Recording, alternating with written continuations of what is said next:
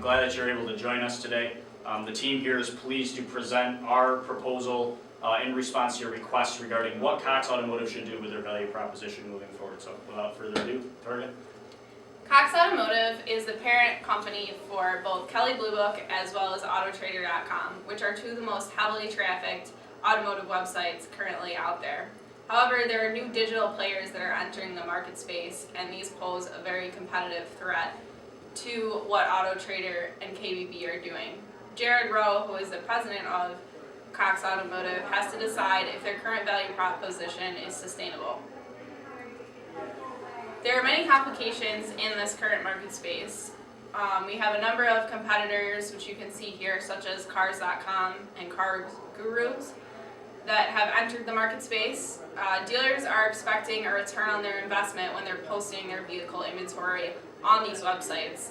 However, we have various sizing dealerships from large auto malls all the way to small local dealerships that are only selling a few cars a day. Based on the size of the dealership, we have different pricing bundles that will need to be attended to.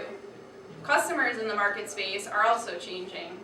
They're expecting to be able to not just view inventory on these websites, but make actual buying decisions, and also be able to do these from mobile devices.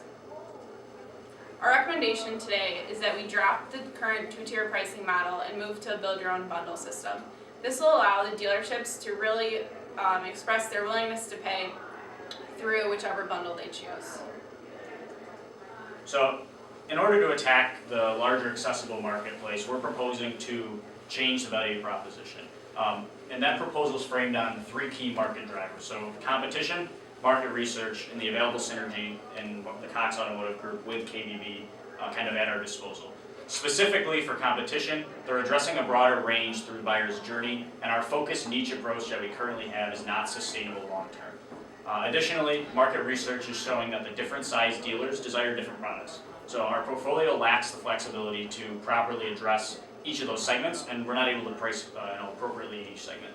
And lastly, like I said, we're not doing a good job leveraging the synergy that we have with KBB. So the value proposition that we're proposing is a five-pronged approach. So we want to focus on advertising and engagement, differentiation, informing and conversion, empowering, and monetizing the consumer. So specifically for each group, we want to create value from the beginning to the end of the buyer's journey.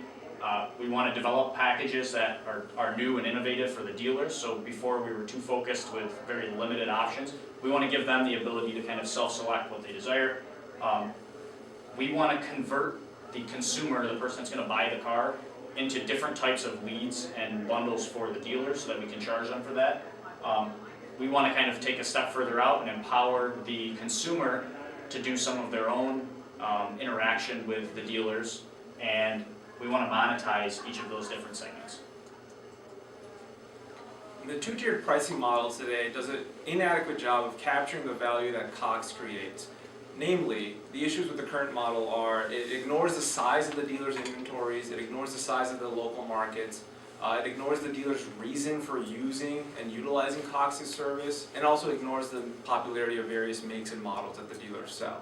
Lastly, the price discrimination in the current model is poorly executed, as evidenced by the unhappiness between the two dealer segments, crowding out of small dealers, and the willingness to pay metrics not properly aligned. So we propose moving to a build-your-own bundle pricing model. Namely, the core product would be the vehicle search page results.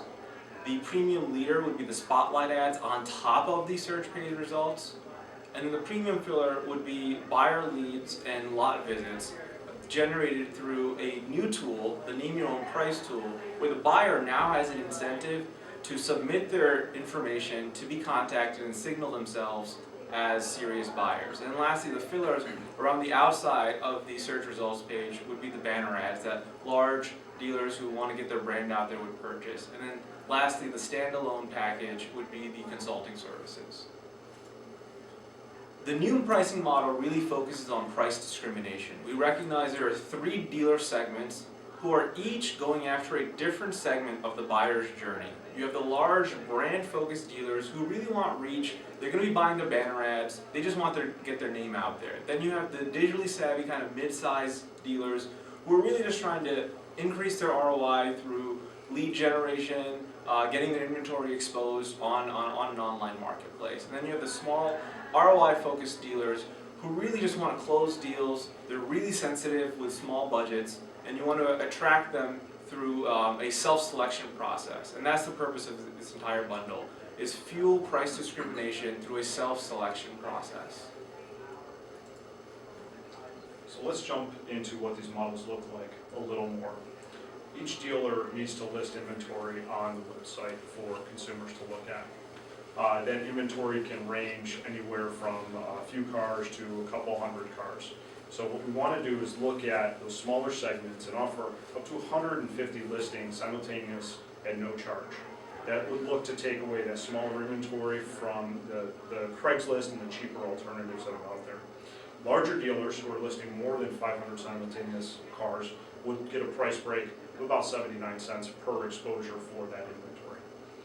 In addition to that, spotlight ads would allow dealerships to selectively highlight specific models or vehicles that they wanted to bring consumers' attention to, and they would pay a premium on top of the normal exposure rate for that ad. On the borrower side, the name your own price, on the consumer side, the name your own price tool would allow a consumer to make an offer for a vehicle, submitting their information, the model, the make, the year, etc. that they're looking for, and commit to a price to buy it. And the dealerships could then purchase that information in that vicinity and bid up and make an offer to receive that lead. The buy it now opportunity would allow a consumer to purchase a vehicle directly online without having to visit a dealership at a prescribed price. Banner ads allow us to use the real estate on the side and top of the page for dealers and other vendors to advertise their products. And then we bring in the Haystack Digital Marketing Consulting firm in order to pull this together on behalf of dealerships. So the existing value to dealers really lacks differentiation. We're basically depending on clicks and eyeballs on our two websites, KBB and AutoTrader, in order to drive revenue. This model just does not work.